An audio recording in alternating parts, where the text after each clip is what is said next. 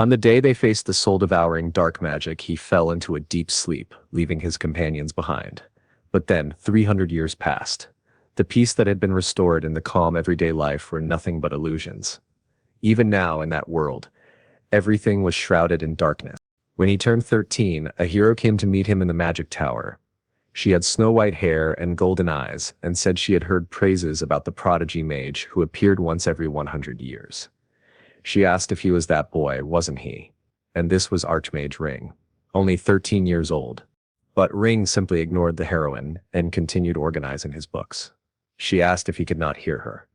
Ring replied that he was not a genius or just a child. He had a name, didn't she know?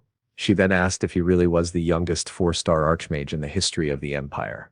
Ring. She had come to the right place, but he was still just a child. It was even hard to call him a prodigy when he still needed diapers. She teased him, saying that if he accepted her proposal, she could change his diapers every day. But when Ring summoned a fireball to burn her to ashes, she quickly apologized. The heroine hit her head on one of the bookshelves and was buried under the falling books. At that moment, even Ring couldn't help but laugh. From then on, he found himself quite interested in her. She introduced herself as Lista Alter. She was a false warrior of the Church of the Radiant Dragon. Right then, she asked Ring for help. Help to defeat the abyss that was approaching from the South Pole. In other words, she invited him to join the hero's party. Two well-known individuals were already part of Lista's group. The renowned archer of the Empire, Kiss, and the priestess of the Fire Dragon, from the Draconic Republic, Frey. Ring said he wasn't interested in dying, but he asked if the other two were as interesting as her. Lista replied that they weren't as crazy as she was, but there was something even more fun. She said, the world is more interesting. Those words echoed strangely in Ring's mind. He was someone who had spent his entire life studying magic in the tower. His goal was to become the highest-ranked 7-star mage of the Empire. It was said that upon reaching the 7th star, one could discover the ultimate truth of this world. He wanted to reach that realm where no one else had ever arrived. Living there, reading magical books for the rest of his life. Didn't seem too bad, but to master 7-star magic, he needed to know the world outside the tower. Still, traveling aimlessly sounded like a troublesome nuisance. He wondered if he truly needed all that. Then that clumsy heroine appeared, asking him to save the world. That unexpected proposal was enough to pull him out of his comfort and lead him into the outside world. Although he did not have a burning desire for justice to save the world, he accepted her proposal. Later, he met the archer Kiss, who inexplicably could only hit his targets when drunk, and who never spoke. Then there was Freed, the priestess who looked like a chimney, always smoking non-stop, blowing black smoke into his face and laughing like a lunatic. And yet, even in those ridiculous moments, these heroes proved to be incredibly competent. The very moment a creature appeared, it was struck in the eye by one of Kiss's arrows and had its head blown off by a torrent of Freed's flames. They were extremely powerful, the wild monsters they faced on their journey, as well as the Abyss's servants near the pole, were no match for them. Lista always teased Ring, telling him not to fall in love with her, even though she knew she was very charming, but in the end, she was the one who cared most for him. She worried that he was too naive and might be deceived by some other girl. 5 years passed like that. As their journey to save the world from the abyss neared its end, Ring's body began to show signs of deterioration. It was the result of being under constant enemy attacks for 5 years. Just before the final battle against the abyss, he was dying, consumed by a venom that corroded him with no end in sight. Lista begged him to wake up, but Friede could not break the curse. There was no cure at all. Ring said he didn't want to die. Lista was desperately trying to find a solution, but Ring told them not to worry too much. He revealed a seal carved into his chest and abdomen, the inferior seal of the Lord, an enchantment of immortality engraved into his heart. A spell that would put his body into hibernation and heal him. He had no idea how long it would take for him to awaken, but it was the only option left. His body began to freeze over, protecting him, and Ring said that one day he would return. He asked them to at least win the battle. Lista promised that they would meet again, and she asked if he truly promised to come back. When he returned, the 4 of them would explore the world once more, and she swore she would stay by his side until he awakened. And so, Ring promised. He wanted to return, but his consciousness was being dragged into the cold embrace of death, a sensation of floating and emptiness as if he were sinking into a swamp. While he was drowning, the others fought to avenge him, to defeat the abyss once and for all. Their journey to explore the vast world together ended before the abyss, but the only thing Ring could see was darkness. When he grew tired of struggling against that endless void, he suddenly found himself before the light once more. At that moment, a woman asked if Rain was all right, and he realized it was his mother. But then he thought, wait a second, I have a mother? Wasn't he an orphan? That was when he noticed the sunlight burning against his face and wondered where on earth he was. Before continuing, I must say something to you all. Nearly half of the people watching these videos aren't subscribed. That's right, you scoundrel. Watching without subscribing. Go ahead and subscribe. Turn on the notification bell and leave a like, because it really helps us out. Alright, now let's continue. Rain's mother asked why he was acting so strangely. This was the Plaza of Heroes. He had been there before. In the center stood a statue built in honor of the heroine's party, and there they were. Kiss, Lista, Pride, and Ring, the four heroes of that world. Rain then asked his mother what year it was. Of course, it was a strange question, but she answered anyway. It was the year 1418 of the Teresian calendar. Rain wondered if this meant he was in the year 1418. Had he been reborn into another body, or had his memories simply been overlaid onto someone else's body? The sensations were strange. Everything felt as if it had happened only yesterday. Lista's laughter, kisses, drunken silence, Pride's endless smoke. He wondered if all of that had really happened 300 years ago. Then he asked an almost nonsensical question. Did they actually win the final battle? But Rain quickly reasoned, of course they did. That's why this statue is here. That's why the sky is clear and peaceful. His mother confirmed it as well, saying it was obvious they had won. She added that if he went to the Vatican Tower now, he would still be able to see the frozen remains of Mage Ring. Rain wondered again if he had possessed another's body. His mother explained that Lista had remained by Ring's side until the day she passed away. It was truly sad, but at the same time, beautiful. At that moment, Rain found himself smiling. He said it was incredible that she had kept her promise. Then he approached the statue and said that there was someone who hadn't kept their promise. That person was him. Later, Rain began to research. He didn't know exactly what others had said about him, but what he found was that he had become a historical figure. The emperor himself had erected a monument in his honor, and many magical towers and mage families revered him as a saint, the great Mage Ring. But what 300 years had truly left him with was only magic. The memories of traveling across distant lands, of the radiant smiles of his companions had already become legends, no longer memories. Once, Lista had told him that memories only become true memories when they are shared with someone. And so, his memories were not yet memories. Until he could meet them again, they would remain only within his heart. They were the things he had to live with alone. They echoed in his mind like unanswered questions. Now they were gone, but they had left behind a beautiful world. So Rain asked himself what he should do now. Then he remembered, he still had a task to fulfill. The Holy Human Empire divided mages into 7 ranks, from 1 star to 7 stars. In the end, Ring had achieved the rank of a 5-star mage. In the Empire's entire history, only 2 people had ever reached the level of 6 stars, known as sages. They were said to have touched upon the very truth of the world. If he had not departed with Lista, Ring probably would have reached the 6th star, grown old, and died without ever touching the 7th. He would have regretted never leaving on that journey. Even if he could go back in time, he would accept that same proposal again. At the very least, he hoped this world would remain filled with laughter, just like Lista had once said. A world they desperately protected together. It might not have been exactly as they imagined, but those who reached the truth of the world could truly see what had happened. And so, in this life, Rain vowed to become a 7-star mage, to escape the sadness and emptiness he felt for Lista, for Pride, for Kiss, and for himself, always grumbling. His companions had always been eccentric, but he had truly loved traveling with them. Rain bid his farewell. The dead remained in the past, unable to follow, while the living were carried by the flow of time and had to move toward the future.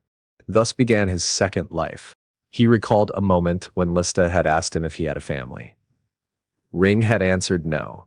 He had never even known the face of his mother. He was raised in the northern slums. If not for the Magic Academy's headmaster, Osiris, who had discovered his talent and taken him in, he would have lived as an orphan and died in the streets. And Pride had once said that It was truly a shame, and Rain said that even if he had a family, he wouldn't know how to deal with them. He insisted he didn't need one, nor anything like that. But Lista had once told him not to make things so complicated. She knew he was a kind-hearted person, and said he would do well. The next morning he was awakened by his maid.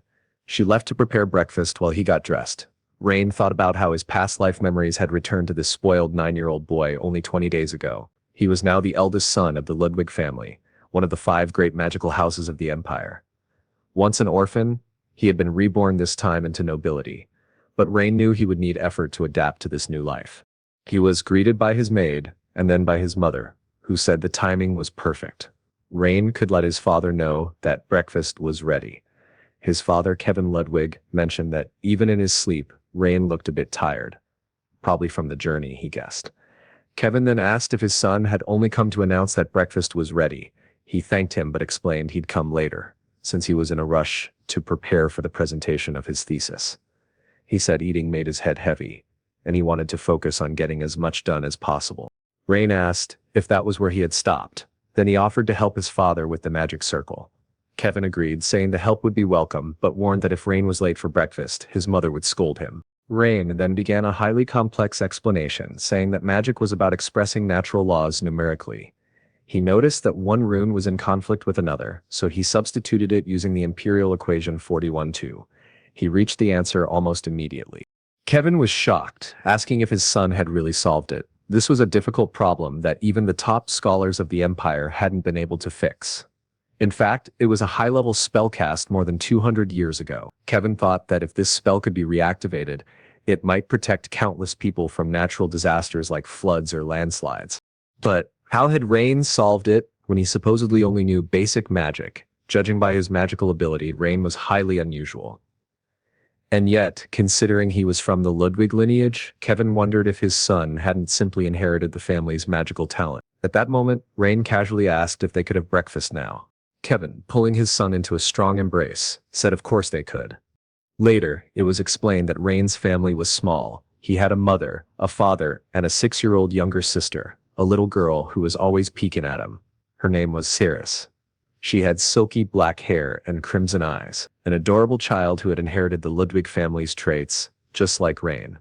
However, she didn't like him very much, because in these inherited memories Rain had never been very kind to her. More than cold. He had been indifferent to everything. But he remembered Lista's words that he should treasure people. In this world, it seemed that everyone was wise busy. Yet she had believed in him because he had a good heart. Irritated by his own thoughts about Lista, Rain called for his sister to come into the room, asking if she wanted to learn magic or if she'd rather play. She ran off in excitement. Rain thought that dealing with children was very difficult, but a little while later she returned carrying a book. Basic Formulas for 1-Star Magic. Rain asked if she was really only 6 years old, and already reading such a book. She looked thrilled. That reminded Rain of someone he once knew, a person with boundless curiosity. Lista, who was always asking for the names of things and telling stories of faraway places. Lista had seemed so much like a child herself. And deep down, Rain had always loved those moments. So he began to explain everything to Ceres. From the book, Rain gave simple explanations of what magical circles and squares were. He said they were like houses built from different materials. The form of the magic circle determined the attribute of the spell. A triangle was fire, a fan shape was wind. Then he explained the next step, runes. Runes were magical words. U meant bind. R meant disperse.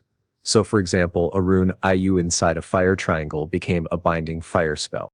But since she couldn't yet understand the math, Rain had to explain what addition and subtraction were before he could go further.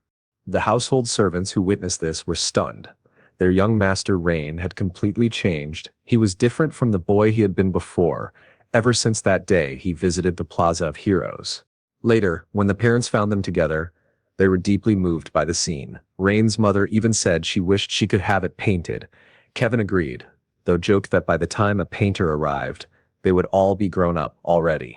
Kevin then noticed Rain was teaching magic to Ceres. He said that ever since Rain had returned from the plaza, he seemed like a completely different person. He had even become far more mature, almost overnight. His mother asked, half joking, if perhaps their son had been possessed by the abyss. Kevin said no, but explained that he had experienced something similar once. When he was a student, he had the honor of meeting Lord Rin. At that time, Kevin was proudly boasting about becoming a 3-star mage, while Lord Rin had already risen to 5 stars during the war. Living in the peaceful era that the heroes had created, Kevin realized how complacent that had been. Perhaps Rain now carried a similar mindset. Rain's mother then asked if Rin had really been frozen in time. Kevin confirmed it, saying Rin had mastered ice magic so perfectly that he remained preserved exactly as he was at the age of 18. Beyond that, however, he knew little. But Kevin added something else. Within that ice was also Lista's magic. Only Rin and Lista themselves could awaken it. Everyone believed it was a letter, a message, left in case Rin ever returned. Kevin also told his wife that perhaps their son Rain was a genius who might one day reach the level of a sage. After all, he had solved a magical equation Kevin himself had struggled with for a whole year, just by looking at it once. She asked if that was why he had come to breakfast earlier than usual. Kevin admitted it was, and said that, though it might be a little early, perhaps it was time to teach Rain the family's forbidden magic. The art of the mage thief, capable of reading and stealing all magics. This spell was permitted only for members of the Ludwig family, but it was notoriously difficult to teach. Kevin already had an idea in mind. Later, Rain admired the land he now lived in, blue skies, vast fields of tulips, a charming region of which 1/3 belonged to the Ludwigs. The weather was perfect, so he stood to reflect. To reach great distances, one needed both medium and long-term goals. This was essential on the path to truth. The journey to become a 7-star mage was long. No matter his age, he couldn't afford to waste time. His first step was to summon his guide. Just then, Saris appeared and noticed that he was having some trouble. Rain asked if she wanted a guide too, and she replied with an enthusiastic yes. She became so excited that she even started to dance. Rain thought she was a little too thrilled with the idea. He then inscribed the magic circle with the runes Ju, Yu, Du, and J. The guide was an advanced spell that combined 4 elements, and only a 4-star mage could perform it. At that time, only 10 mages in the entire country had the capability. Yet Rain succeeded, summoning a towering pillar of magic. However, the strain was severe. Blood poured from his nose and eyes.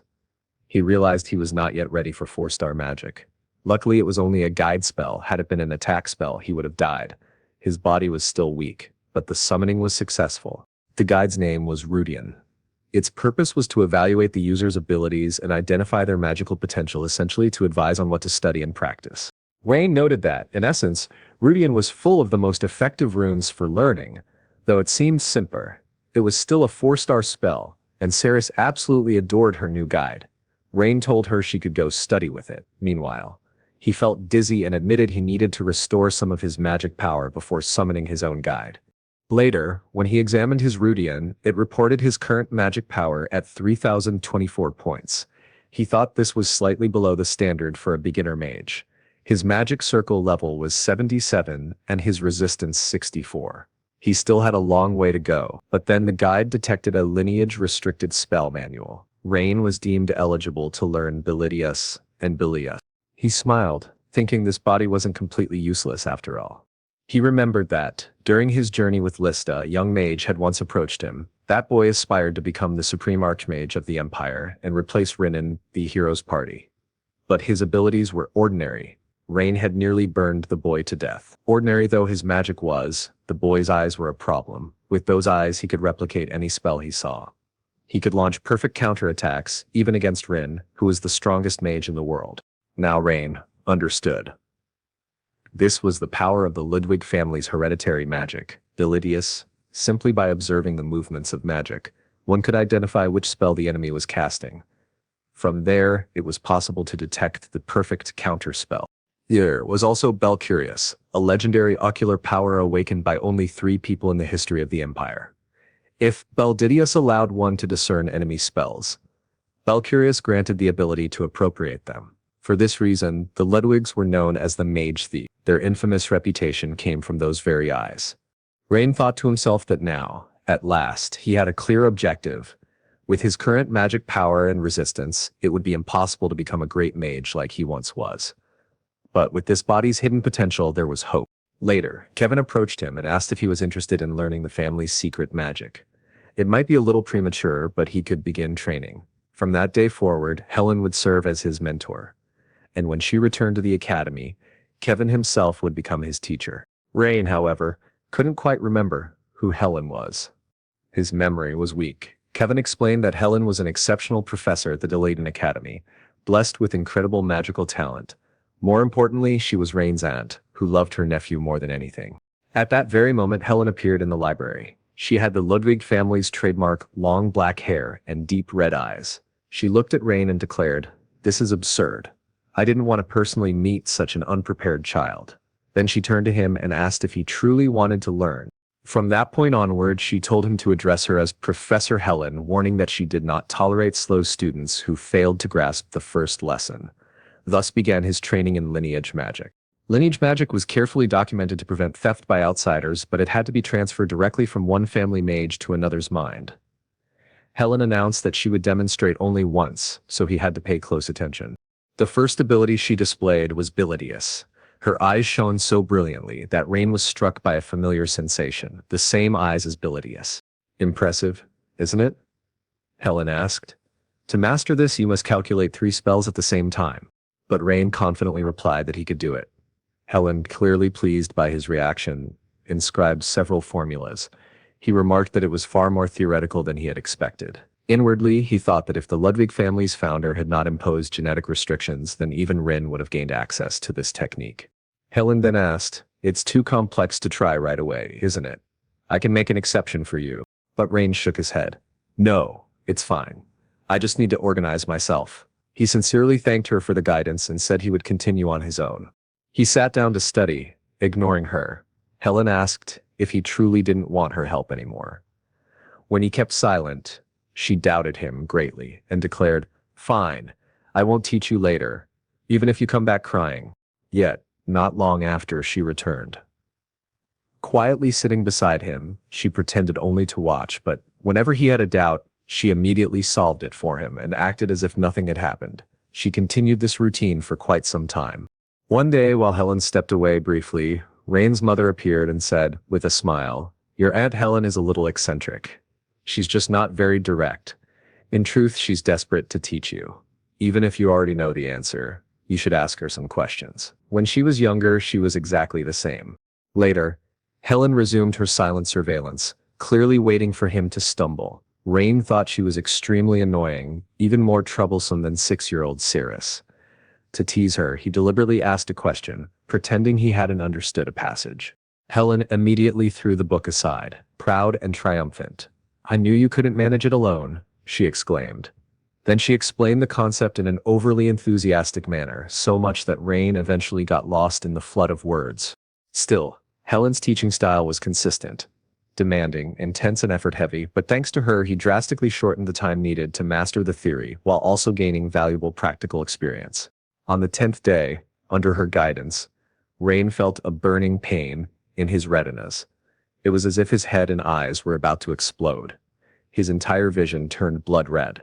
At that moment, his brilliant crimson eyes bore the mark of death itself. All the information of the universe was being transmitted directly into his brain in the form of numerical formulas. Even his own magic appeared as numbers.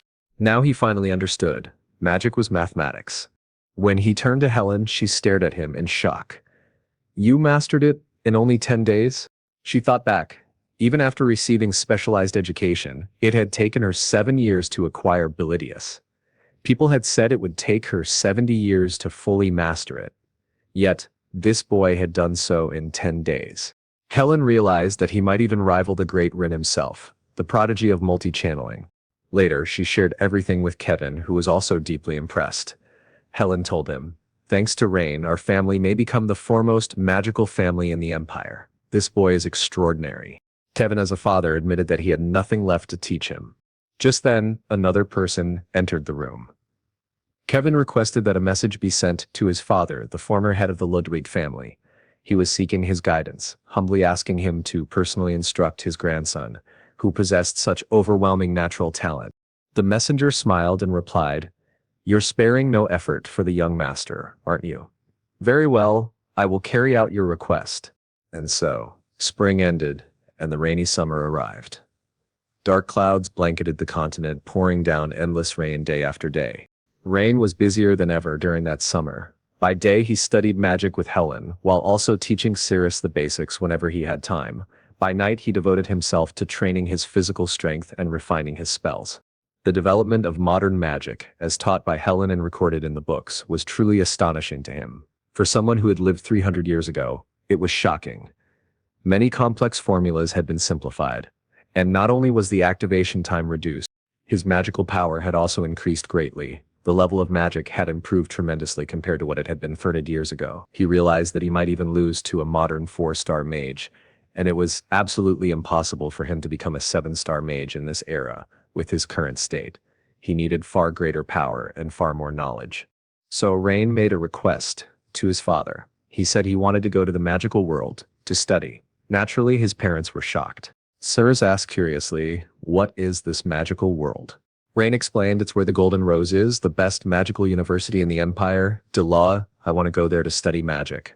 But Cirrus protested. "No way. Absolutely not. He's not going. He's not. Kevin, however, told him that it wasn't possible. Rain was only 10 years old. It was far too early for him to leave home.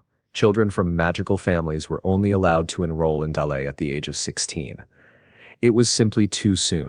Kevin then added that there was something even more important. He held out a letter that had just arrived from Rain's grandfather. Helen, who was busy stuffing herself with meat, suddenly choked and asked, "What did you just say?" Kevin scolded her. "Clean your mouth before you speak." Rain blinked in surprise. "Wait, my grandfather?" Kevin explained, "Yes. In the Ludwig family he is one of the few who awakened both Belsidius and Belcurious." Rain thought in astonishment, "So he's the one who awakened Belcurious. Scala Ludwig." Kevin continued, "Your grandfather has invited you personally. He will teach you Belcus himself. Before you even think about the magical world, you must first visit him." A few days later, Rain was already at his grandfather's castle. The first thing Scala did upon meeting him was cast a spell. The entire room shook under its pressure. Rain exclaimed, "What the hell are you doing?" Scala summoned an incredibly powerful magic. Rain immediately thought of ways to defend himself. The old man was clearly serious, but in the next instant, the magic Rain had prepared simply vanished from his hands. "This," Scala said, "is Belcus. It allows the user to control visible magic at will." Rain was stunned. Scala then asked, "Do you want to try as well? But remember, mastering Belcurious is not the end. To wield it properly, the caster must understand it completely." Rain replied, "Right now I can only perform high-speed calculations for a 3-star spell." Scala nodded. "That alone is impressive. Still, Belcurious demands immense magical power. With your current state, you're still a bit far from it." But Rain smiled. "It's just a long road, isn't it? Not impossible. I want you to show me that path." Before Kevin could excuse himself, Scala stopped him. "My initial greeting was rather rude. I apologize. You are sincerely welcome in my home." Then after confirming Rain's aptitude, Scala invited his son to share a drink with him later. Kevin was deeply moved. It had been a long time since his father spoke to him with such warmth.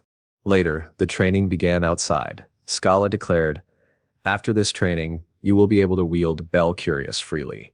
Read this incantation carefully. Do not make a mistake. In real combat, a single slip would already mean death." Rain barely avoided being struck by Scala's lightning, but even then Scala had to admit, the boy had talent. Whenever Rain learned one thing, he immediately grasped many others. He was a true genius, someone who could master in a single day what would take others an entire month. Now, all that remained was for him to master the use of his eyes and withstand the strain of magic. Scala told him, "During this training, you must risk your life if you wish to grow strong enough." Rain nodded. He understood and agreed. Then Scala warned, "I will throw a fireball now. If you cannot dodge it, you will die." Instead of dodging, Rain stood firm. Scala launched a massive fireball straight at him. At that moment, Rain managed to activate Bellidios. The fireball raced toward him and Scala did nothing to stop it. Rain knew he had to interpret the opponent's magic and manipulate it with Bellidios. With tremendous effort, his eyes even bleeding, Rain finally succeeded. The magic transformed before him into a numerical code. He thought, Belcurious has been activated as well. The entire universe is turning into equations, pouring directly into my mind. Now I just need to alter these formulas. He noticed that the magic circle consisted of two triangles with a size of 17 axes and a range of 23 kilometers. When he solved the equation, the fireball simply vanished before his eyes. Exhausted, Rain collapsed, but his grandfather caught him. Scala said, "You did very well.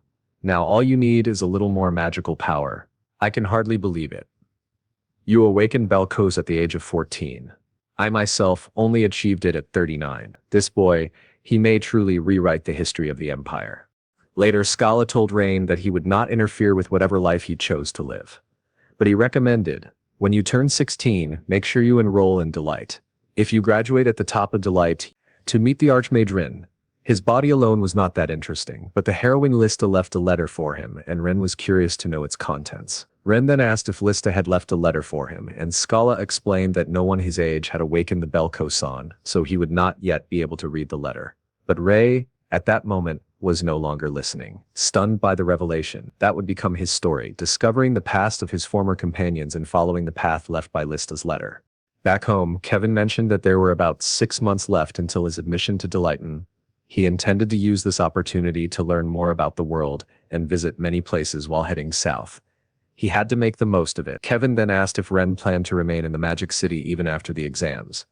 Ren replied that yes, it was the place where all knowledge gathered. The notoriously difficult entrance exam for Delighton was held at the end of the year, and those who passed began their first semester in March of the following year. Ren was about to discover this new world. He set off on his journey on foot to learn the path himself. On the 15th day of travel, he arrived in the southern region of Giram, the fertile land of the Holy Human Empire. In a small town, there were numerous inns and taverns, and curiously, all the people wore bamboo hats. A drunk man asked Rain why he was not wearing one. He did not know about Lin's caravan. It was explained that long ago, their first leader had received help from Archmage Rin, and since then the people wore such hats as a sign of gratitude. Rain tried to remember who that first leader was. If he heard the name, perhaps he would recall. But Rin asked why such respected merchants were in such a small town. The man replied that the problem lay with the road leading to the highway. Ferocious monsters had appeared along the path, and dozens of people had disappeared. They were waiting for the Lord's forces to come and eliminate them, but until then, trade was suffering. Rain thought about the monsters, beings whose very essence had been distorted by the abyss. They resembled animals and had similar traits, but with grotesque appearances and magical power. No matter how many were killed, they never disappeared. He would pass through the forest anyway. If it was not a high-level monster, he would be fine. As he walked through the mist, he felt something watching him. Yet the creature did not attack. Perhaps it sensed the difference in magical power. Rain could deal with such monsters, but it was not his concern. The extermination team would handle it, wouldn't they? He then remembered a similar place he had passed before. Lista had been following the road too, but with many stops. She wanted to stop to see a river, to admire a beautiful landscape. Ren had asked, what on earth are they doing right now? 2 extermination squads had already been annihilated on the continent. Because of that, the front lines were stagnant and barely holding out, waiting for the heroes' help. And yet, Lista wanted to stop along the way. She replied, of course she knew. The Red Dragon Legion and the Yellow Dragon Legion were marching to the battlefield, and the most powerful mercenaries had crossed the sea as well. With all the strong people away, they had to stay behind. Monsters had grown more violent across the continent. But Ren argued they were at most B-class threats. They did not have time to waste on such weak creatures. Lista countered that in this world, there were many people desperately in need of help, and there was no difference in the weight of that need. Everyone who required aid needed it equally. She wanted Ren to grow into an adult capable of helping others. Ren complained that even though she had died 300 years ago, she still nagged him inside his head. He sat down to rest and used earth magic to track the monster. When he finally found it, he shouted, and Rain commanded his mud snake to bring it back. The snake dragged forth a large wolf-like creature with far more eyes and teeth than normal.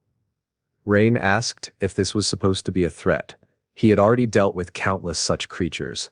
He simply strangled it, tightening the mud snake around its body more and more. Rain said there was no point explaining anything, since this disgusting creature would not understand him. The beast was crushed into several pieces. Rain did not want to admit he had helped, so he claimed he did it only because he was bored. It was said that the border between the central and southern regions of the empire was called the Badante mountain range. As soon as he entered, he encountered many more creatures, yet they were still insignificant beasts to him. However, someone else had defeated them first. Archer. At first, Rain even mistook them for the Kiss. They even carried the same smell of alcohol. One of the archers explained that this was a place where monsters frequently appeared, and asked if no one had warned Rain along the way. But another blonde youth scoffed, saying they needed no warnings. As descendants of the Great Palace, they were the ones guarding this land. Rain admitted he did not fully understand what they were talking about, but since they had helped him, he thanked them. Then he asked, incidentally, if this was the Danto mountain range, isn't it? But the archers only laughed at him. The blonde archer explained that long ago, this place had its name changed to Quizatina. Yet, Rain still called it the Badanto range. It was then explained that Quizatina was the mountain range where the Palace of Kiss once stood. After defeating the Abyss, it seemed that Kiss had settled here. And these two were disciples of the archery school he founded. Traditionally, those whose skills were acknowledged by the master followed this path. And of course, they were as foolish as Kiss himself. Rain thought that drunken archery must have been the basic skill of this school. The blonde archer told him he had arrived at just the right time since a festival was being held today. On this day, anyone could drink alcohol for free. Still, another archer reminded him that he would not escape his guard duty. They still had to protect this place. The blonde one then asked, how can a child like this be left alone? He led Rain toward the village entrance, trying to avoid his shift. As they passed again through the forest, he remarked that it was a mess. Usually they cleared away the fallen leaves, but this year so many had fallen that the work was endless. He pointed out that if Rain climbed the wooden stairs, he would find the training hall. If he went straight, he would arrive at the village. But in front of them was a stone slab, and Rain felt Kiss's presence emanating from it. The archer asked if he also wanted to make a wish. This was the tomb of the Palace of Kiss. People usually prayed there asking for protection throughout the year. Rain told him not to joke about such things. The archer frowned. Why do you call it a joke? Don't you know the story behind this tomb? You're not from this country, are you? Among Kiss's companions was Archmage Rin. It was a well-known fact. Surely Rain must have heard of it. They said Rin was very shy, but Kiss believed that even after death, Rin would return to life. He claimed that if his tomb were in the village, Rin would never dare come. Because of his shyness, he would not step into the crowd to say goodbye. So Kiss had asked to be buried in the middle of the mountains, instead. Remembered it all. Kiss smelled of alcohol and snored loudly. Even though he was mute, he loved to ruffle Rin's hair even though Rin disliked it. Still, he was someone who enjoyed sharing knowledge with him, always giving him the same gentle pat on the head. Rain could almost feel that warmth again. At that moment, he thought that perhaps Kiss had known that Rin was eternal, and that they would never meet again. Yet even so, he had done those little gestures. Rin wondered if perhaps he had disappointed Kiss. He had promised to return, but he never did. In that moment, Ray was filled with regret. He ran, stumbled, and fell face first into the ground, feeling utterly pathetic. He had promised to return, but he had broken that promise. Later, sitting on the cliffs, he thought that he had to go back to Kiss's tomb. He had to say goodbye, even if it was late. He had to tell him that he had returned, ask forgiveness, and confess his regrets. He stayed there until nightfall. Rain wondered if this was what Kiss had found in the darkness, for he always saw so much in the night sky. His sight was sharp, his aim flawless, even after drinking. In truth, when he was sober, his aim faltered. He would collapse from withdrawal whenever he was not drinking. Lista had once explained to Rin that Kiss had no tongue, which was why he could not speak, yet he snored like a devil. As Rain remembered all this, he burst into laughter. But in the end, those memories of Kiss's death turned into tears. He could not stop crying beneath the moonlight, and he stayed there for a long time. Later, he finally returned to Kiss's tomb. The first thing he did was stand before it and unleash a fire spell upon the ground. Flames spread, burning away all the leaves that dirtied the path. At last, the tomb was clean. When the sunlight rose, it shone brightly upon the stone. Rin turned and offered his apology. It was not because of shyness that he had failed to return. He lacked the courage to face them all again, to ask for forgiveness, and to admit he could not keep his promise. A few days later, Suffering under the autumn heat, he came upon a radiant city. Before him was the Golden Rose Magic City. At its heart stood the University of Delighten. Rin had been curious to see this place since his past life, but it did not quite live up to his expectations. Still, the city was lively, especially with its bustling magical trade. There was a saying, all knowledge flows through the Golden Rose. It was the place where wisdom from all corners of the world gathered. Later he was buying a stone that resembled ore. It cost 10 copper coins, though in his time it would have cost 80. Just then, the bell rang. The test was about to begin. He paid for the stone and started running, but as he did, a thief brushed past him. Rain thought to himself that, truly, the security of this city was not very good. This was a big city, so the guards would surely handle it, but the one who had been robbed, chasing after the thief, was an old man who bumped into Rain. The old man, fallen to the ground, cried that the stolen item was a family heirloom, something his grandson needed for the test that very day. Rain ignored it at first. He had his own exam to attend. But then he heard the voice of the heroine inside him, urging him to help. Passing by the old woman, he asked, "It was that man, wasn't it? The one who took it?" He told her to wait a moment. He would handle it. With great agility, he leapt across rooftops, chasing the thief while preparing a lightning spell. He was just about to turn the man into charcoal when another mage suddenly appeared, cutting off the thief's path. She unleashed a wave of sand magic that completely blocked his escape, forming a towering structure guarded by sand soldiers. The young mage declared confidently that the thief was finished. After all, he had been caught by Kristaten. Rain recognized both the sand soldiers and her arrogant attitude. She belonged to the One family. Like the Ludwig family, they were one of the 5 great magical houses. From his past memories, he recalled meeting her a few times. She had always been cheerful and confident, but Rain never cared much for her. Whenever they crossed paths, she tried scolding him, and he ignored her. Still, he noticed that she was already wearing the academy's uniform, despite being his age. At that moment, the thief counterattacked, dispelling the sand magic entirely. He created a violent gust of wind that carried a child away from his mother. Rain, using nature magic, extended a branch to catch the child, and safely returned them to the mother. That was when he realized the thief was also a mage. His own magical power was weak, but the equipment on his left hand was amplifying it. Kristaten admitted that for a thief, he was highly skilled, and she prepared to block him. She cast a 2-star spell, which even impressed Rain slightly. If the Ludwig family was known as the family of thief mages, the One family was famed as commander mages, with exclusive earth element summoning magic. Kristaten then summoned a sand golem. Arrogant as ever. She thought the fight was already over, but the thief laughed, boasting that with his equipment he was invincible. A strange, dark magic shot out from his artifact, piercing through the golem's chest and turning it against its own master. When Kristaten realized, it was already too late. The golem was about to crush her. Luckily, a powerful lightning spell ripped off the golem's arm, saving her. Rain remarked that revealing his trump card so early was a foolish mistake, then told the thief, "Here's a tip, casting a faster spell doesn't mean you'll win." Kristaten turned to him, shocked. "Is that you?" she asked. But Rain ignored her, focused on defeating the thief. The thief redirected the golem to attack Rain. However, Rain activated a water element magic circle inscribed with fire runes, creating a powerful current that pushed the golem away. Kristaten asked if he was a water elemental mage. She explained that while water was naturally strong against earth, her golem would not fall to a 1-star spell. The thief mocked them, asking if this was truly the best they could do, claiming they would soon die. But Rain's torrent of water was so powerful, it actually halted the golem's strike. Kristaten warned him that it would not hold forever. The golem's brute force would overwhelm the current, yet Rain had other plans. The water seeped deep into the golem's sandy body, bloating and weighing it down.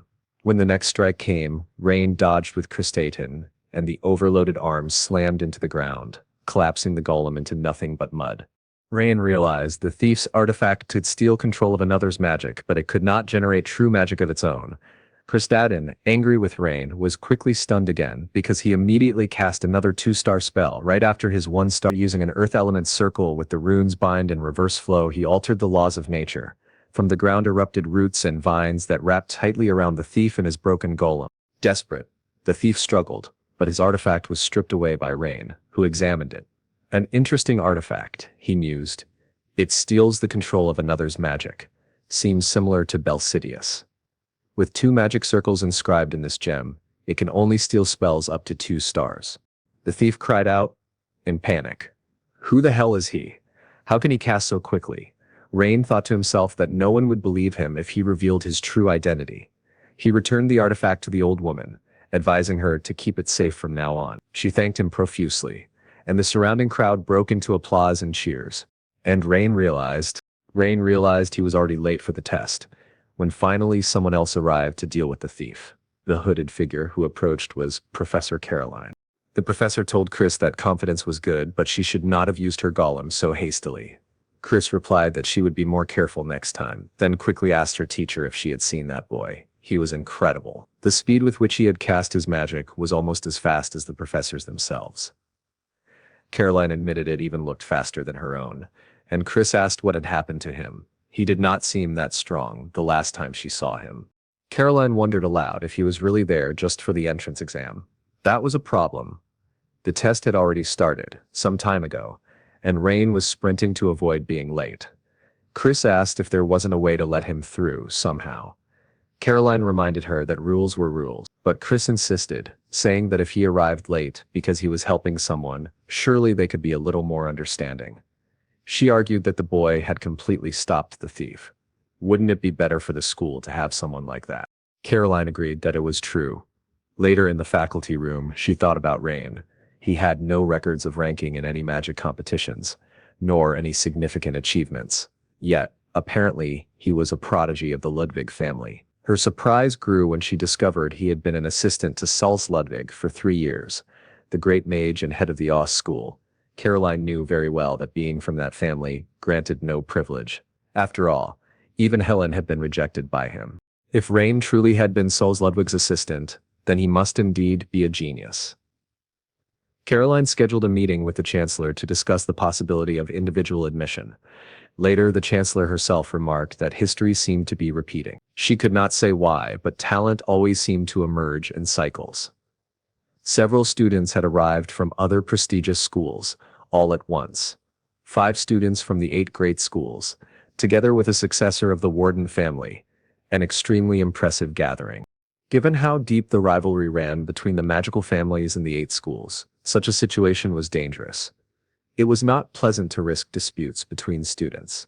But undeniably, this was something special. The chancellor, Madia Pease, declared she would notify teachers and instructors to keep close watch on the students and intervene when necessary. She then asked Caroline what was troubling her at that moment.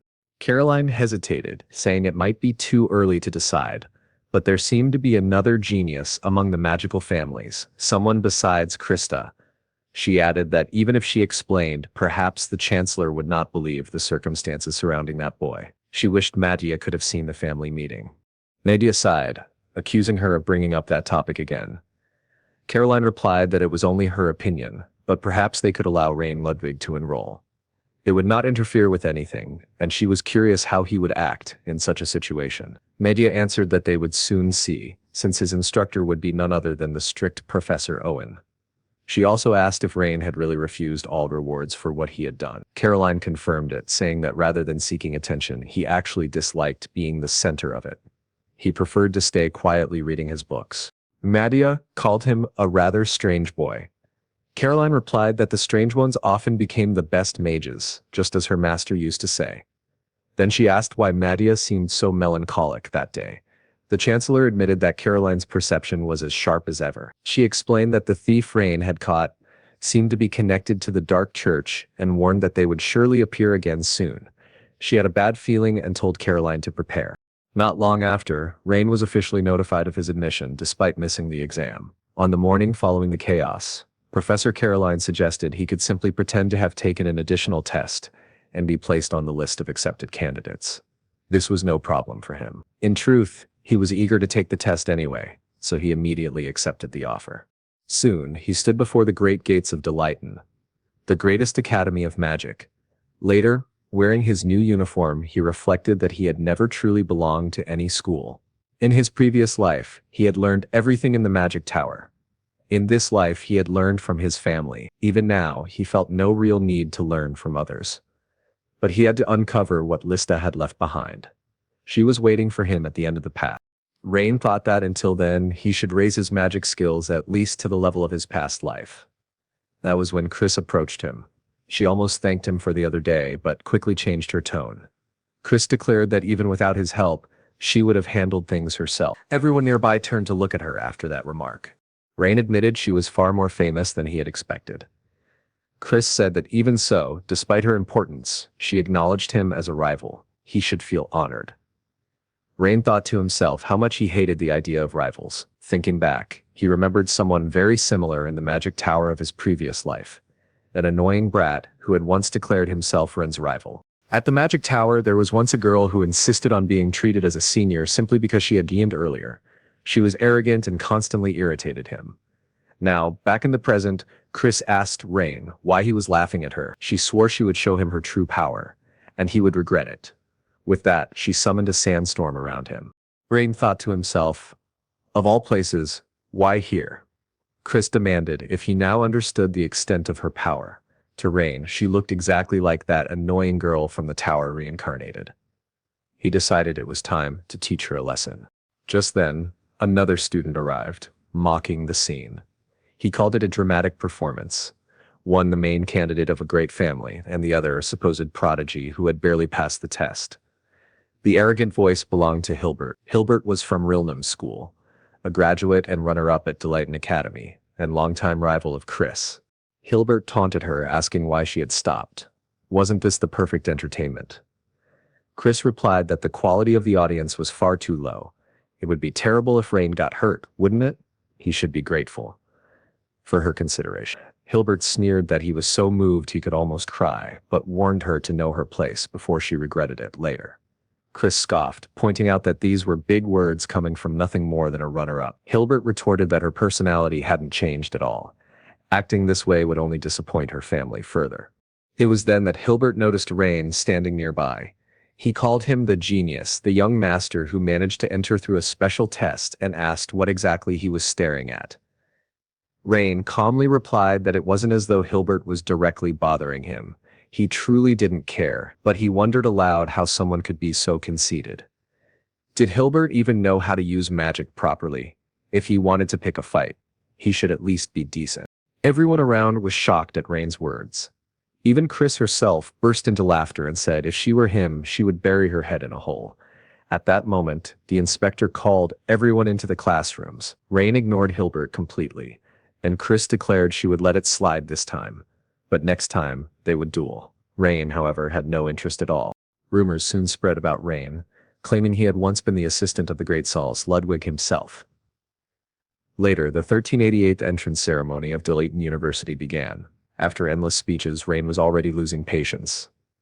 Until finally Madia Pius appeared. But the entire hall fell silent, awed simply by her presence. Rain thought to himself that she was the greatest mage of the empire, current head of the Magic Council, and direct descendant of the founder of magic, Emetsa Page. He even noted that her unusual hair color was clearly genetic. He had once met her predecessor. Madio welcomed the students, first congratulating the 233 freshmen gathered there.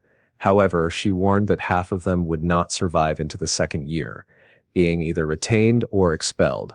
Of the 117 who remained, only about 60 would make it into the third year, and from those, only half would graduate. Every year, fewer than 30 students completed the full program at Deleighton. This is Deleighton, she declared.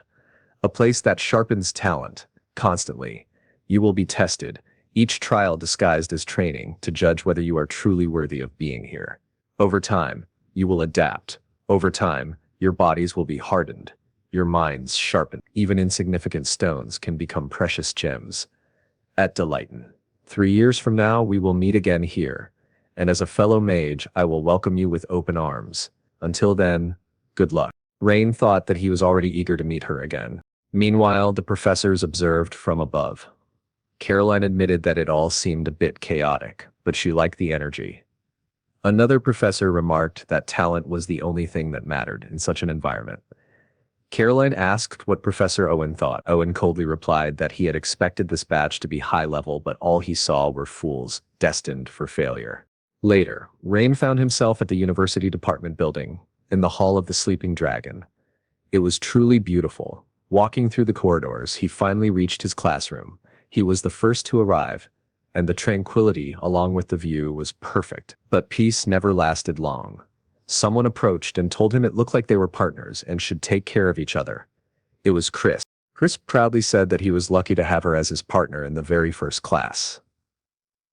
Another student, clearly a sycophant of Chris, chimed in that Rain should be grateful indeed. Chris nodded in agreement, until Hilbert appeared again, claiming it was pure coincidence. He added that the daughter of the Panton family was there too, and remarked that Chris had a terrible sense for choosing the people around her. Gertrude Panton shot back, saying that it was actually part of Chris's charm. At least she was more complex than someone as shallow as him. As their argument began once more, Rain started to feel a headache, and even a bit nauseous. He remembered a conversation he once had with Pride, who had asked if he had never felt curious about attending a school.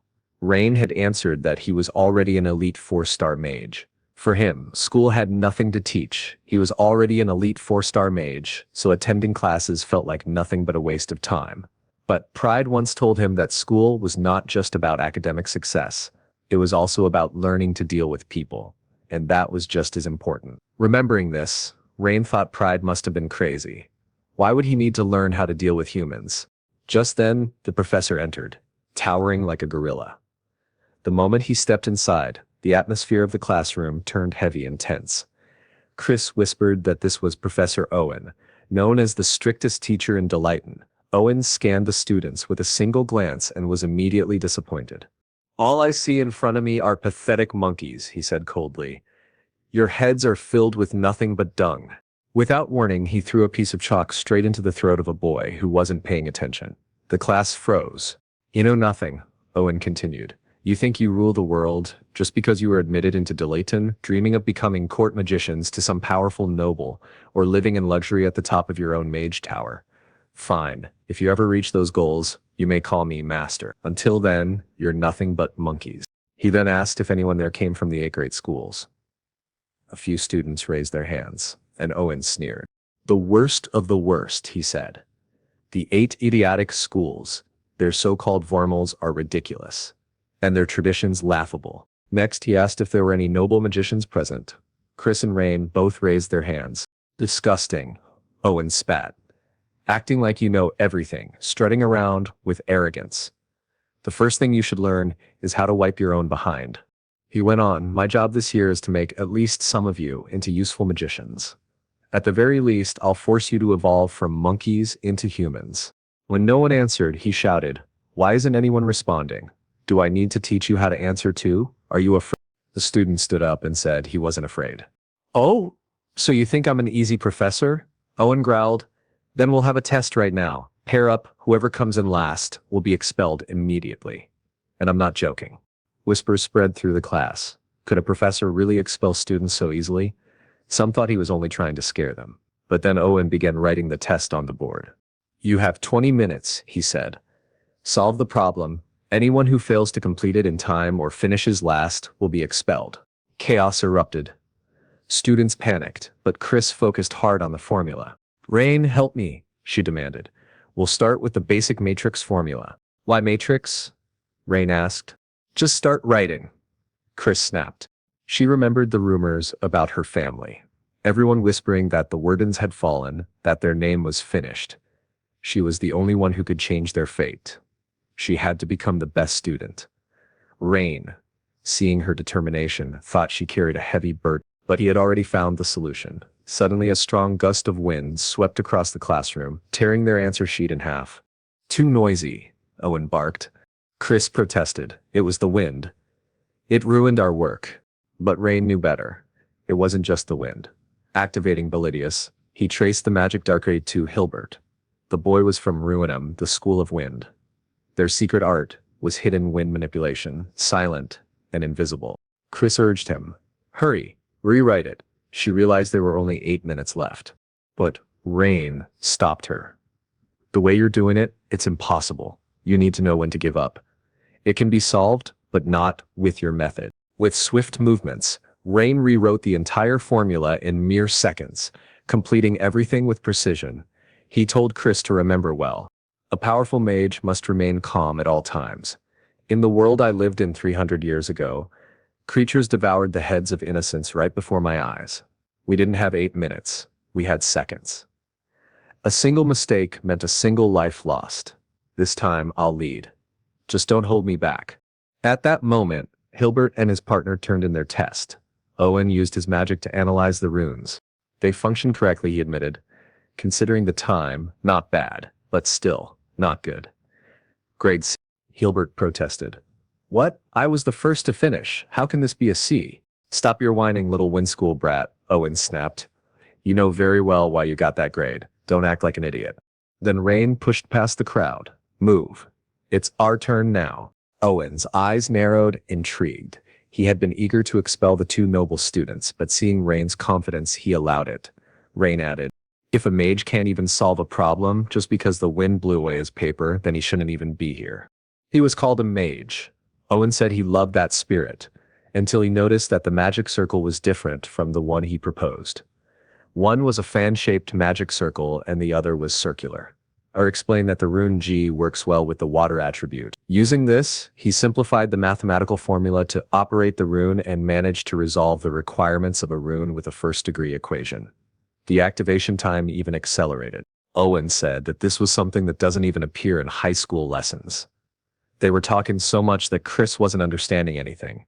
Ray said that one cannot say they are using magic properly until they master all the runes. Considering this, he changed the formula of the magic circle. Owen admitted that it was indeed a very clever response, but whether it would activate was another story. Rain said that he could check for himself. The man was excited by this challenge.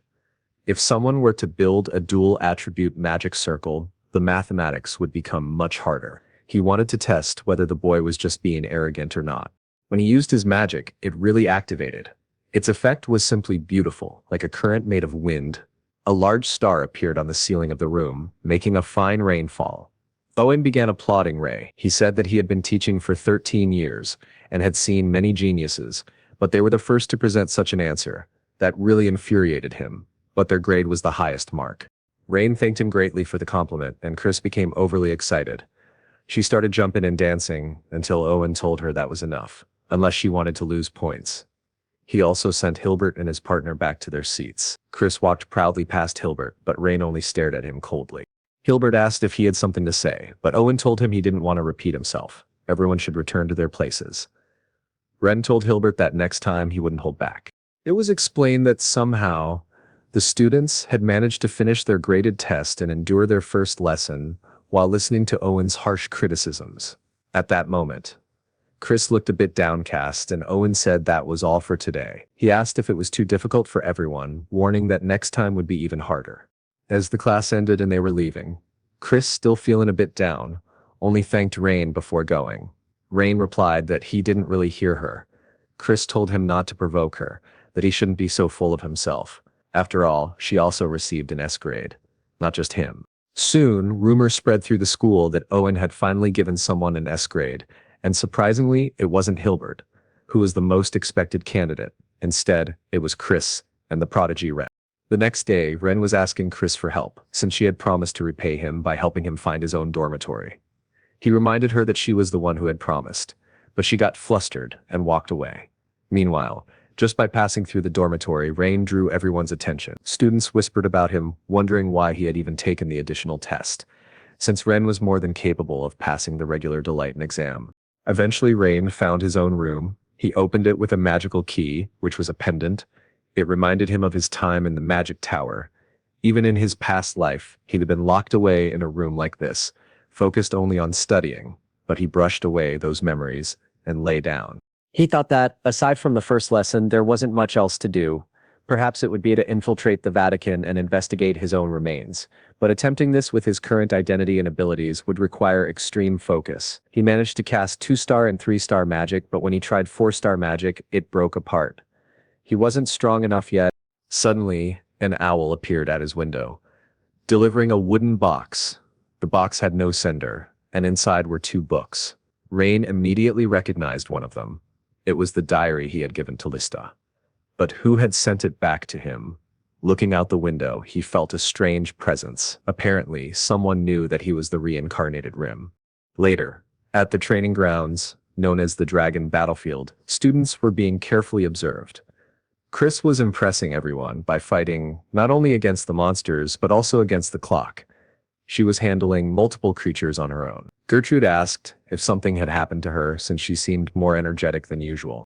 Perhaps she had met Lord Rain, but Chris denied it, saying nothing had happened between them. She just got irritated whenever she saw his face again. Gertrude thought she wasn't fooling anyone with that act, and believed the rumors about Chris and Rain were true. It was surprising, since the Rain Ludwig she had met at the family gathering didn't seem that way at all. After Chris's training time ended, later in the central hall of the student dormitory, a student was already calling Hilbert a loser with a C grade. Hilbert told him to stay out of his way. He could end up dead if he continued. The one provoking him was Logan from Chucky Hawk School. Logan mocked him, saying he was so scared he might even wet his pants. But no, he was going to laugh himself to death instead, because someone had scored a C grade. He added that, not only that, but Hilbert had been surpassed by Chris, who managed to earn an S grades even with those sandbags she calls magic. Logan also mentioned that the so-called genius was in the same group as her and asked what he was like in person. Hilbert asked if he was challenging him. Logan replied that if Hilbert wished, then yes. But then someone interrupted, telling them to stop the petty quarrel. It was Lily, from Rivendell School. Logan brushed it off as just a joke, but said he was planning a strategy to bring down Chris and that little genius, asking if Lily wanted to join. Lily answered that Logan had been stuck at the same level for so long that he was inventing these pointless, meaningless plans. Even if it was Chris, there was no reason to intimidate the weak. Logan insisted it was just a game. But Hilbert declared that he himself would take down those two, and if Logan interfered, he would be the first to fall. Later, when Hilbert returned to his room, he was furious. He asked himself what that damned Rain had done. Rain had worked under the supervision of Professor Scow as an assistant for 3 years. He had not been chosen because of blood ties, but because of his ability. Hilbert thought that should have been impossible. Meanwhile, Ray was reading the mysterious book he had received. The first part of the book described the life of Rain. The second part spoke about the magic and combat styles he had used. Ray wondered, even if someone knew about his true identity, how could they know so much detail? And if they did know, why hadn't they contacted him? Looking at the clock, Ray saw it was already 11 p.m. It was better to turn off the lights before he got into trouble. But before that, he picked up Lista's diary. He opened it absent-mindedly, and from inside emerged a magical guide, a rudin that he himself had created, perhaps in his previous life. Yet this one was twice as large and much darker than the other. Still, it had survived for 300 years. He wondered, for what purpose and for whom was this magical power meant? Rudy landed in his hand and showed his unique magic progress. It was at 30. Immediately, a flood of information was revealed before him. Ray realized this was his past life research. To reach the level of a sage, he thought he had failed, but now he saw it was already at 37%. That meant the path he was following was not wrong. If he continued, he could reach the truth. The sudden appearance of this hope instantly made him forget about the sender of the book, which might have been a problem. The next morning, he was ready to continue his research. That morning was rainy, which felt strange to Rain.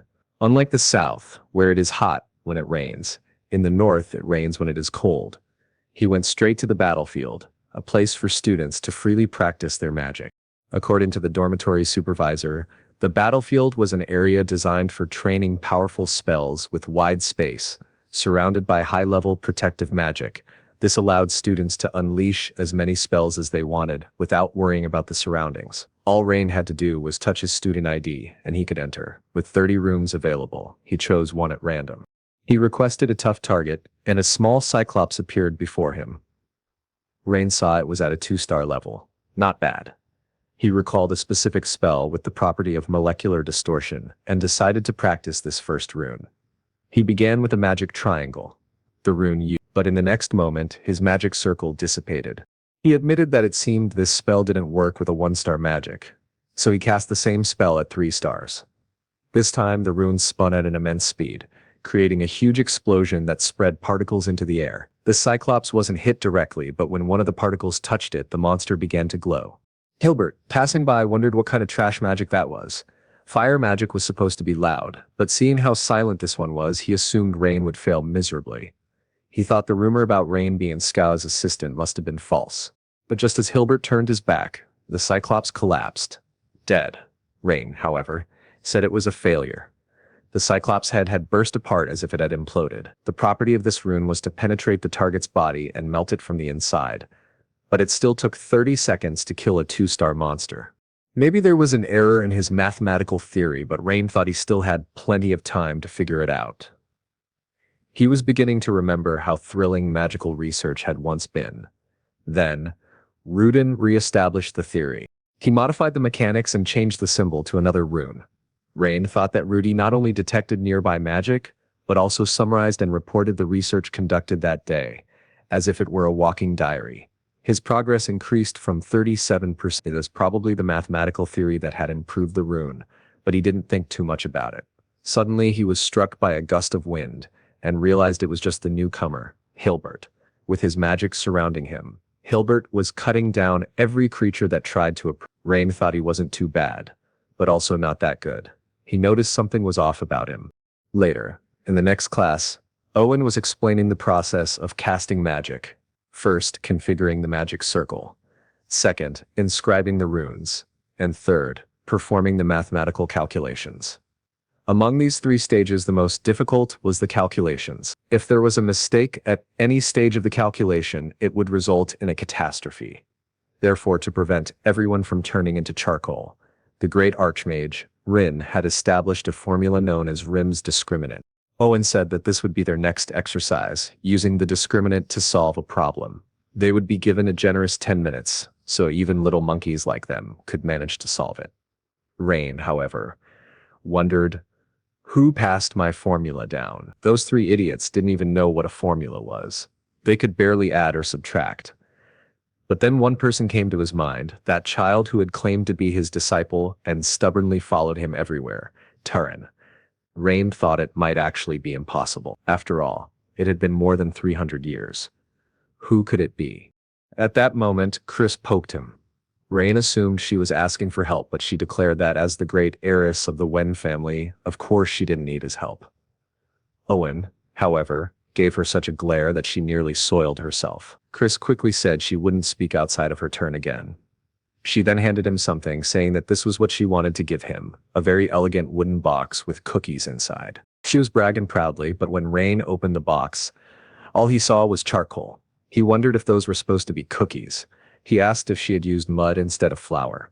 Naturally, she grew furious, shouting until she nearly got hit in the head with a piece of chalk. Meanwhile, everyone was talking about Archmage Rin, calling him a true genius, a god of magic. Rain was starting to feel embarrassed.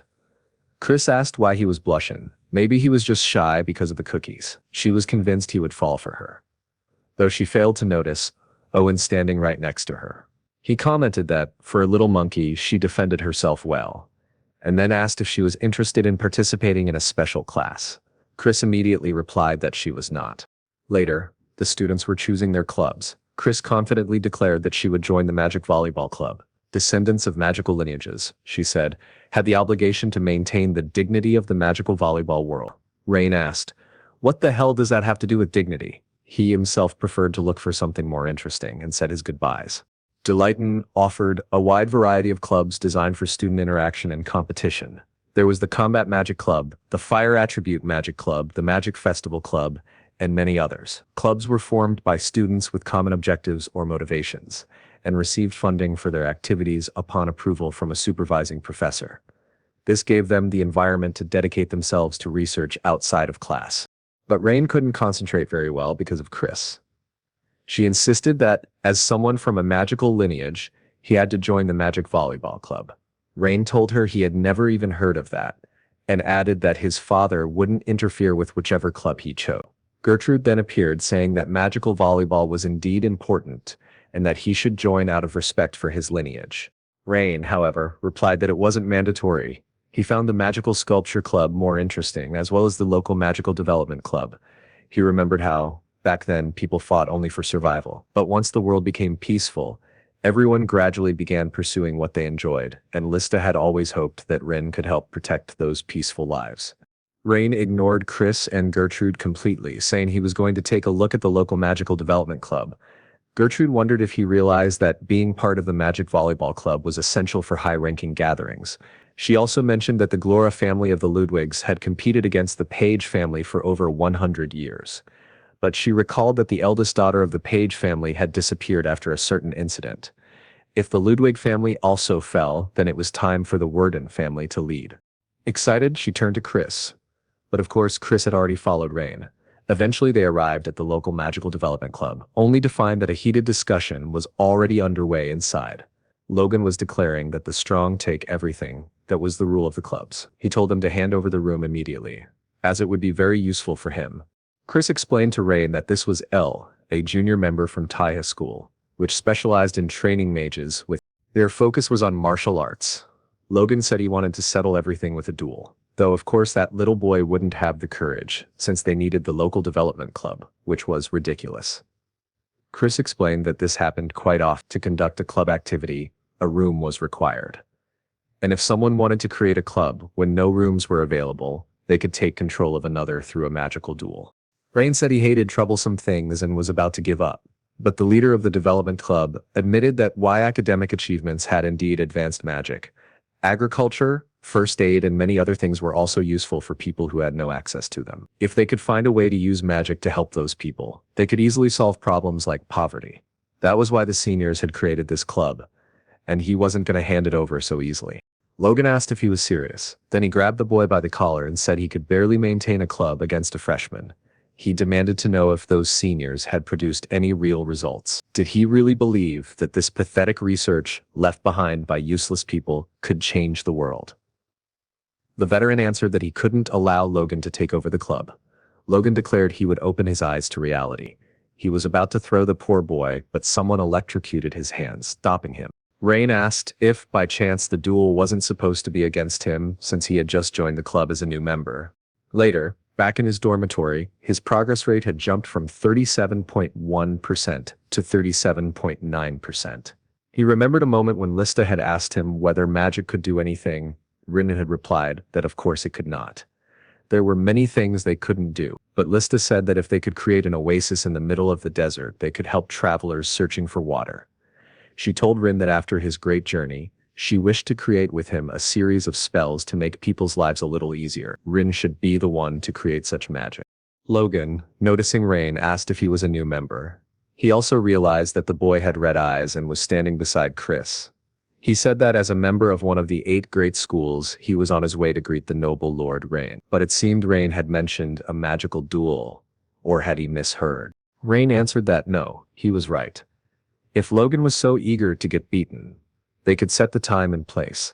Logan asked if he really thought he could defeat him. Ren teased him, asking if he was scared. He offered to give him an advantage. He wouldn't use any combat magic. If that wasn't enough, fine, he would only use 3 spells, all of which had been developed by this club. Logan asked if he was serious.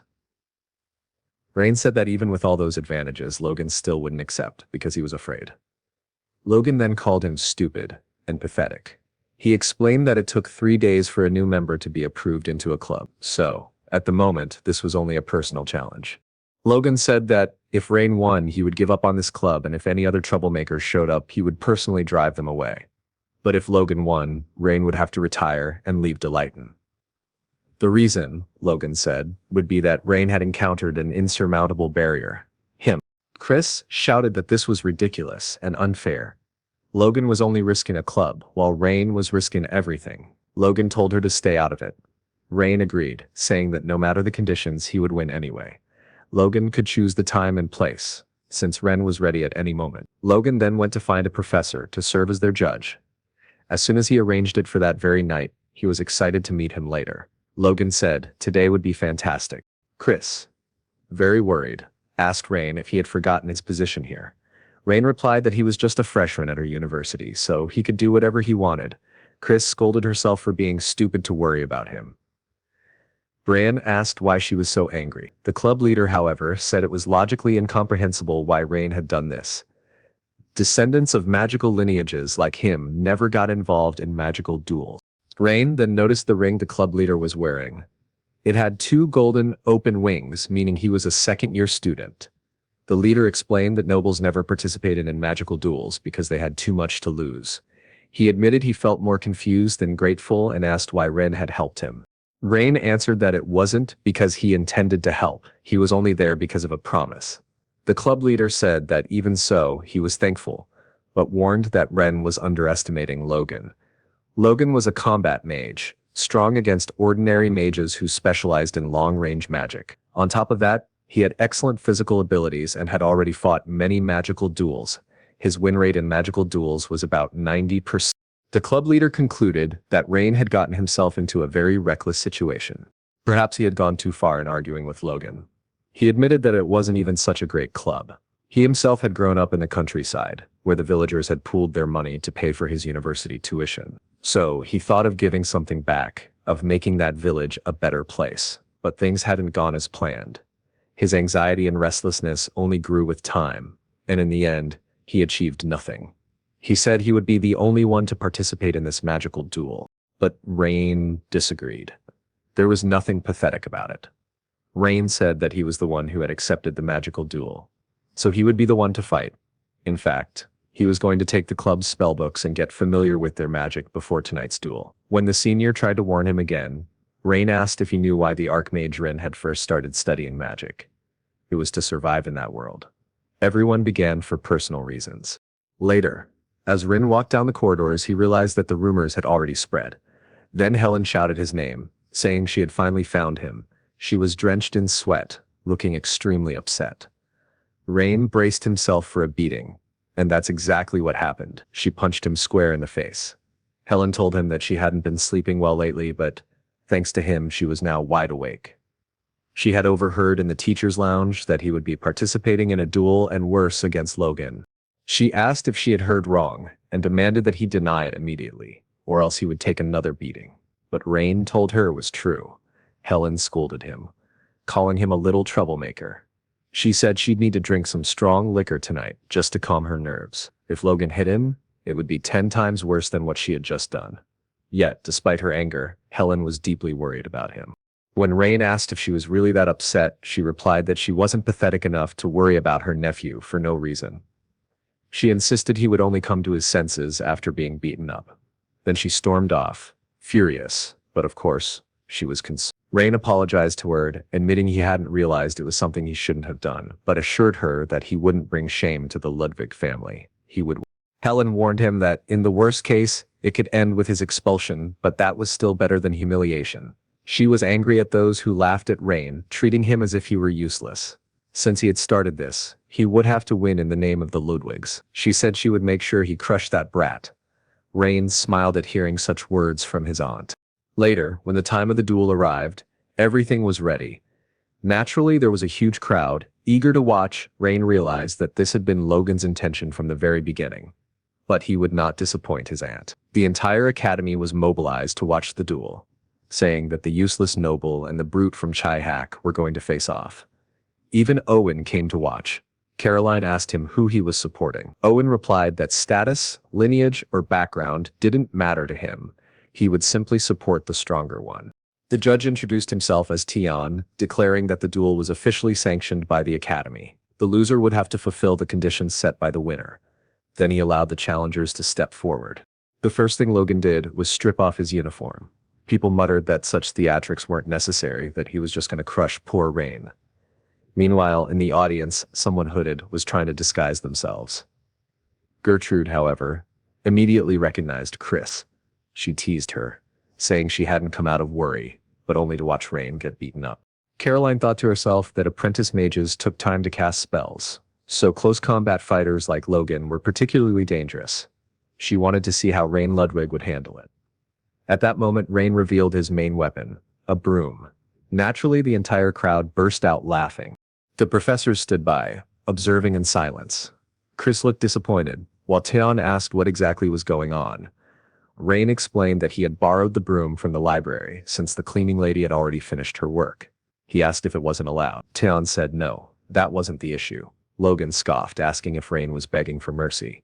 A moment ago, he had been full of confidence, but now he was sweeping things under the rug. Logan said Rain could just surrender instead of humiliating himself. But Rain replied that such words were truly disgraceful for a senior. He asked why young people these days were only good at talking. It wasn't like he was some witch casting curses. Mages fought with magic, not with words. Then he told Logan to shut his mouth once and for all. Tion intervened, saying they were standing too close and had to separate. He gave the final confirmation of the duel's terms. If Logan lost, he would serve as the development club's guard until his graduation. If Rain lost, he would leave Della.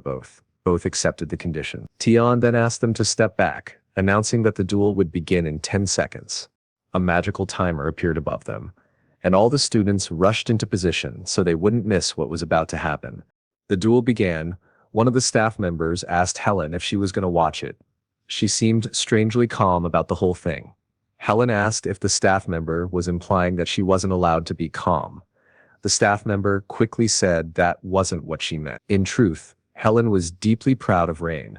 She even thought that perhaps he was the vessel of a sage. Helen said there was no need for her to watch this duel. The result was already decided. She knew who was going to win. Then, Tan finally started the duel. Logan told Rain to take a good look, because once he left the academy, he would never get the chance to see this again. It was the secret technique of the Chehak school. Body strengthening. Gertrude remarked that Logan wanted to finish things in one strike. His body was engulfed in magic, his veins swelling as if filled with energy. Even Hilbert looked slightly impressed, since a single mistake in this technique could break bones or rupture internal organs. Caroline thought it was no wonder Logan was considered one of the great talents of the Chehak school. But Rain simply stood with his broom, closed his eyes, and took a deep breath. Logan declared that he would finish this in 10 seconds and charged forward with incredible speed. Rain, however, kept his eyes closed until the very last moment. Logan thought this kid could barely even move. The result would be the same, no matter what. Body strengthening enhanced both attack and defense, unleashing magic at the moment of impact. There was no way Rain could block this strike. He would crush Rain's face. But at the final instant, Rain spun his broom, completely disrupting Logan's attack, and delivered a sharp blow that sent him flying. The entire arena fell silent, stunned. Logan was thrown back, spitting blood. Owen wondered if this was the Aurea school's staff technique. It was said that 300 years ago, this groundbreaking technique had raised the Aurea school to the ranks of the 8 great academies. It was a staff fighting method created by the great archmage Rin. After all, even mages had to learn to fight hand-to-hand to survive. The story went that Rin developed the technique only after taking countless beatings from the heroine Lista. People wondered how a successor of the Ludwig family could have mastered such a skill. But Logan quickly recovered. Caroline noticed that Rain's broom wasn't even broken. Normally, when hitting a body reinforced by magic, a broom would have splintered instantly. But Rain had strengthened it with magic. His control was terrifying, even to her as a professor. The crowd went wild. Logan had taken a crushing blow and been sent flying. Logan thought, what the hell was that? His body strengthening had been shattered by a broom. Rain calmly said, 10 seconds have already passed, and it isn't over yet. That makes you not only a loser, but also a liar. He then declared he would finish the duel in 6 seconds, and that it was a promise. Logan thought Rain was arrogant for boasting after landing a single hit. He then unleashed a burst of magic that shook the entire arena, lifting Rain off the ground. Stones rose into the air, and Logan kicked them toward Rain. Yet Rain defended himself with his broom, planting it into the ground with magic to withstand the barrage. Logan's next kick came fast and hard, but instead of hitting Rain, he struck into a muddy swamp. He was sinking. Rain explained that it was one of the development club's spells, usually used to till farmland. Then he added another one that created a temporary dam during floods. Both were 2-star spells. He asked Logan and the crowd if they weren't useful. Owen realized that Rain had used the broken stones to form a platform, maintaining his distance. It was impressive how Rain had predicted Logan's attack in advance to prepare the muddy field. Caroline thought the mental calculation required was astounding. Rain then said that this duel was about to end. As his final move, he threw his broom, his main weapon. Chris cried out, asking what he was doing, abandoning his only attack. As the broom flew toward Logan, Logan seized the opening and dashed forward like a meteor. But Rain didn't even move, because he already knew the duel was over. From the mud, massive roots erupted, entangling Logan. Rain explained that this was his last spell, one that gave life to dead plants. It only lasted about 10 seconds, but it could be used this way. Logan realized the broom had transformed into the wood and roots binding him. Rain reminded him that, as promised, he had used only 3 spells. Picking up a broken branch, he prepared to finish the duel. Logan struggled, unable to move. He thought, I can't let it end like this. I'm being humiliated by this useless noble, but the roots tightened even more, holding him in place. Rain remarked that perhaps he had poured too much magical power into them, making them far too sticky for Logan to escape.